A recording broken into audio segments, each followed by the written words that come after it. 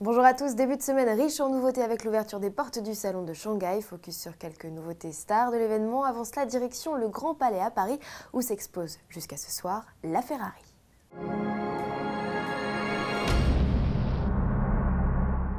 Parenthèse Auto Plus avant de débuter pour vous annoncer la sortie en kiosque et la disponibilité sur iPad du numéro 1285 avec en tête d'affiche l'essai exclusif du Renault Scénic X-Mode, le calendrier de sortie des nouveautés et les meilleures applications anti-radar sur smartphone.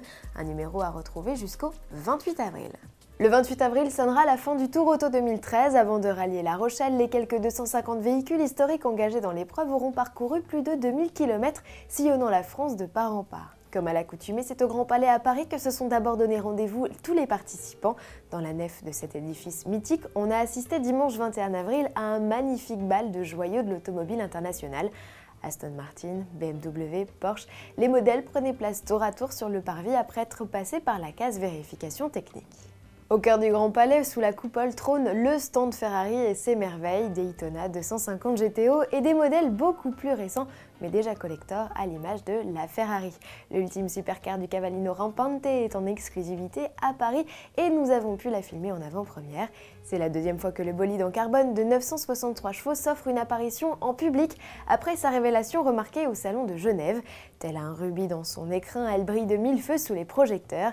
Et soudainement, alors que la nef se vide et que les lumières s'éteignent, elle semble s'offrir à nous. On rêverait de pouvoir partir à son volant.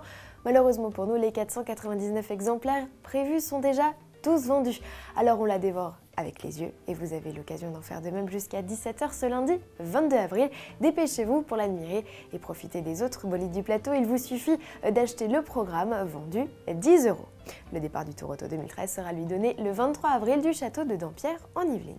Changement de décor, direction la Chine où le salon de Shanghai a ouvert ses portes. L'occasion pour Citroën de montrer officiellement son concept de crossover signé de sa griffe DS et de révéler quelques éléments techniques relatifs au modèle, dont sa motorisation.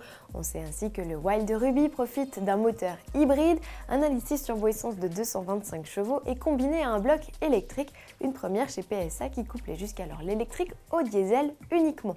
En fonctionnant de concert, le Wild Ruby dispose de 295 chevaux répartis sur les 4 roues. Autre particularité de cette motorisation hybride, les batteries sont rechargeables sur secteur. Le crossover dispose donc d'une autonomie de 50 km en mode zéro émission. Et toujours dans la catégorie crossover hybride, Volkswagen a profité de l'événement chinois pour révéler la version coupée du concept Cross Blue dévoilé en janvier dernier au salon de Détroit.